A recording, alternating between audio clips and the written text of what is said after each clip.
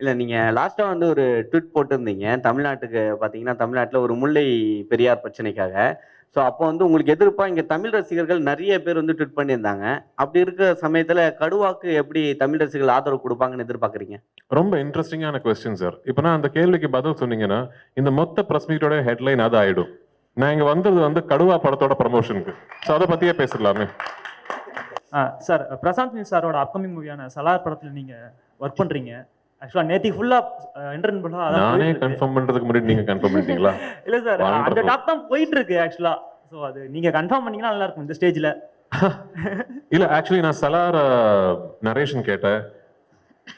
நான் நடிக்கலாங்கிறது வந்து I told them I would like to do the film. The only thing we are trying to work out is dates. நான் வந்து ஒரு மலையாள நடிகர்னால I am used to this.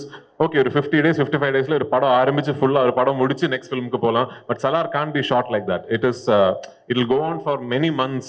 அவ்வளோ months வந்து every month I have to give some days for that film.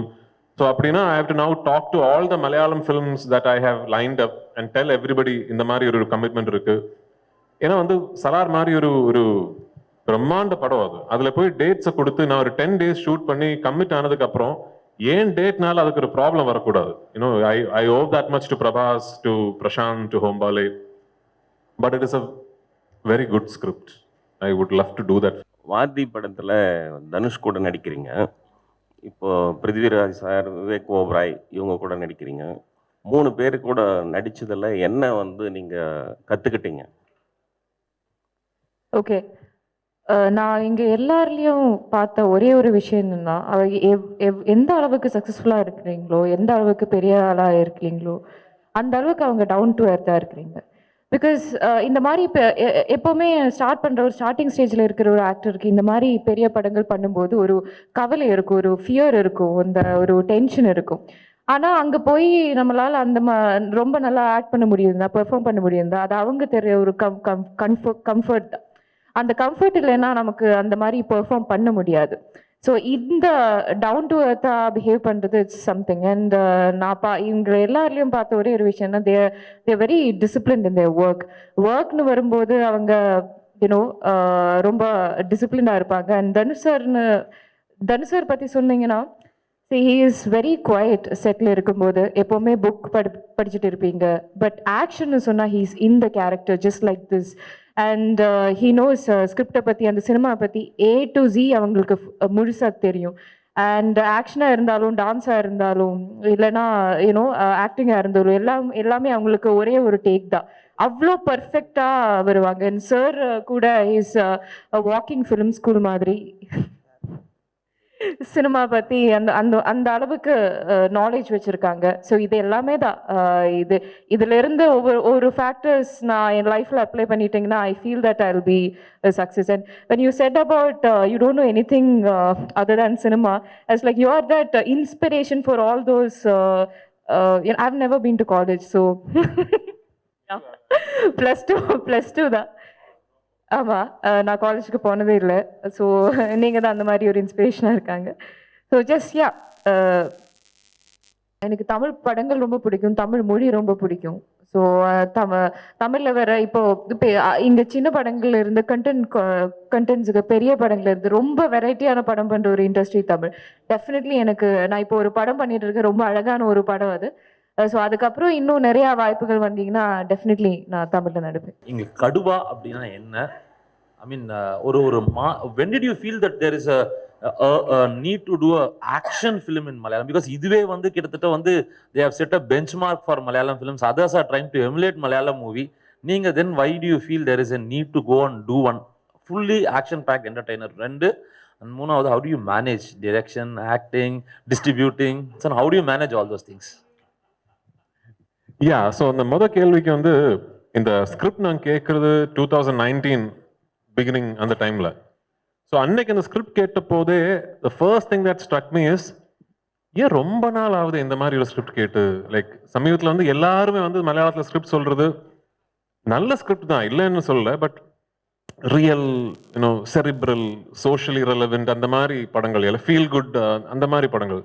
ஏன் இந்த மாதிரி cinema மலையாளத்தில் ஏன் நடக்கலைங்கிற வந்து that time itself I thought the moment I heard the script. அதுக்கப்புறம் இப்போ 3 இயர்ஸ் ஆகுது. இப்போ 2022ல I think that narrative is very vociferous in all of Kerala. எல்லாருமே அதான் பேசிக்கிட்டு இருக்காங்க. இப்போ வந்து ஒரு ஆக்ஷன் என்டர்டெய்னர் பார்க்கணும்னா தமிழ் படம் இல்லைன்னா தெலுங்கு படம் தான் பார்க்கணும், இல்லைன்னா கன்னடா படம் தான் பார்க்கணுங்கிற ஒரு ஒரு ஒரு நரேட்டிவ் இருக்கு கேரளாவில். And that is not something I enjoy. எங்களாலையும் பண்ண முடியுமே, ஏன் அது we can also do. So அது that is the biggest attraction. ஏன்னு கேட்டிங்கன்னா in a healthy industry I believe all these types of films should go exist. அப்போதான் ஒரு இண்டஸ்ட்ரி கம்ப்ளீட் ஆகும். ஏன்னா இந்த இண்டஸ்ட்ரியில இருந்து அந்த மாதிரி படங்களே வராது, அப்படி ஒரு நரேட்டிவ் இருக்கக்கூடாது. ஒரு great example actually Kannada film industry வந்து இப்போ சமீபத்தில் நான் 2 ஃபிலிம்ஸ் கேரளாவில் டிஸ்ட்ரிபியூட் பண்ணேன். ஒன்று வந்து KGF2, இன்னொன்று வந்து 777 சார்லி. ரெண்டுமே சோ டிஃப்ரெண்ட் இல்லை, one end of the spectrum to the other end of the spectrum. And both are hit films. Both KGF2 though is a giant blockbuster. 777 Charlie also did really well in Kerala. So அதுதான் நான் சொல்றேன், we have to have all kinds of cinema. Malayalam is now spoken about all over the country for realistic, sober films that resonate with the society. But இந்த மாதிரி ஒரு larger than life cinematic mass masala action entertainers-உம் வேணும் இண்டஸ்ட்ரியில். I miss it. I as a film lover I miss it, which is why I wanted to do one and I've done it. And I hope that the fact that this sentiment is shared by a lot of people in Kerala today translates into success for the film. Secondly, எப்படி இதெல்லாம் manage பண்றதுன்னா I don't know actually. அதான் எனக்கு வந்து என்னை பொறுத்த வரைக்கும் ஏதோ ஒவ்வொரு ஜாப்ஸ் பண்ற மாதிரி எனக்கு தெரியல. ஆக்டிங், டைரக்டிங், ப்ரொடக்ஷன் எல்லாமே சினிமா தான் எனக்கு. ஒன்று மட்டும் நான் கேரண்டியா சொல்ல, எனக்கு சினிமா விட்டு வேற எதுவும் தெரியாது sir. I don't have any other business. I don't have any other like investment and all that. Only I know cinema. And cinema I want to keep learning. I keep learning cinema. Life, wife வந்து ஒரு இன்டர்வியூலே சொல்லியிருக்காரு, நான் வந்து அவரோட second love தான். First love வந்து cinema தான். So I want to learn all about. நீங்க ஆக்சுவலி சென்னையில இருந்து கமல் சாரோட ஊர் இது, கேட்கக்கூடாது இந்த கேள்வியெல்லாம். அவர் பண்றதுல வந்து ஒரு 10% பண்ண முடிஞ்சதுன்னா I will consider my self a success. Samyuktha, தமிழ்ல உங்களுக்கு நிறைய ஃபேன்ஸ் இருக்காங்க, இருந்து ஏன் இந்த கேப் எதுவும் அதுக்கான கதைகள் எதுவும் வரலையா, இல்லை நீங்க பண்ணலன்னு ஒரு ஐடியா எதுவும் இல்லையா? காவி தலைவனுக்கு அப்புறம் ஒரு 3-4 films actually I've heard the narration. But அவ்வளோ எனக்கு வந்து எக்ஸைட்டிங்கான ஒரு ஸ்கிரிப்ட். அப்புறம் after one point in your career sir, like when you've already done so many films, now இப்போ வந்து எனக்கு வேற எந்த கம்பல்ஷனும் கிடையாது சினிமா பண்றதுக்கு.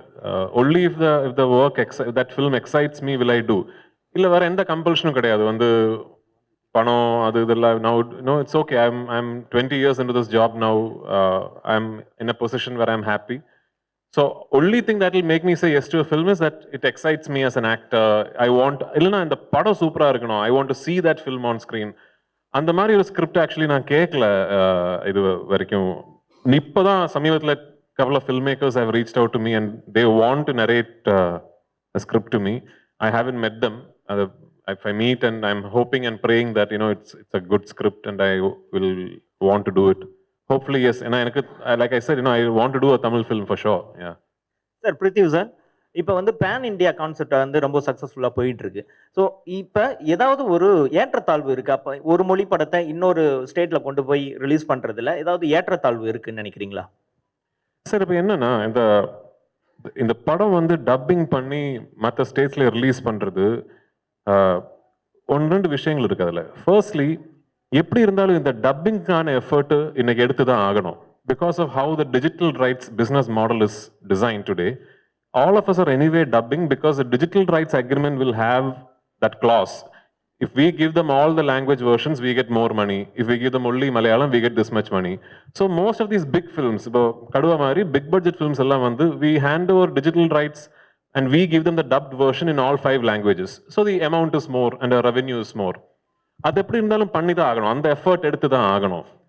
அந்த எஃபர்ட் எடுத்ததுக்கு அப்புறம் then I think it is only very fair that we give these dubbed versions a legitimate theatrical release. இதுல வந்து இந்த dubbed versions எல்லாமே எல்லா இடத்துலையும் சூப்பர் ஹிட் ஆகி பயங்கரமா பணம் வருது, அது மட்டும் கிடையாது. I think we are entering an age where you need to give the viewer a choice. உங்களுக்கு வந்து இப்போ கடுவா மலையாளத்தில் பார்க்கணும்னா மலையாள படம் சப்டைட்டில்ஸோட பார்க்கலாம், இல்லை எனக்கு தமிழில் பார்க்கணும்னா தமிழ்லையும் பார்க்கலாம். அந்த சாய்ஸ் உங்களுக்கு ஓடிடி பிளாட்ஃபார்மில் கிடைக்குதுல்ல, அதே சாய்ஸ் தியேட்டர்லையும் கிடைக்கணும்னு நினைக்கிற ஒரு ஆள்னா. So this is the future. Slowly, I think, because of what the streaming services are doing, the age of remakes will stop. இந்த ரீமேக் பண்ற விஷயம் வந்து இனிமே நடக்காது. ஒரு நெக்ஸ்ட் 5 to 10 இயர்ஸ்ல திஸ் வில் ஸ்டாப். ஏன்னா இப்போ நாளைக்கு போஜ்புரியில ஒரு சூப்பர் ஃபில்ம் வந்ததுன்னா வித்தின் ஒரு 1 month கண்ட்ரி ஃபுல்லா அந்த படத்தை பத்தி பேசிக்கிட்டே இருக்கும். இந்த மாதிரி ஒரு படம் இருக்கு போஜ்பூர்ல, சூப்பரா இருக்குது, நெட்ஃபிளிக்ஸ்ல அமேசான்ல அவைலபிளா இருக்கு, and we will all see it, and the remake will then become redundant. I think we are entering that age, so it's a start of the future actually.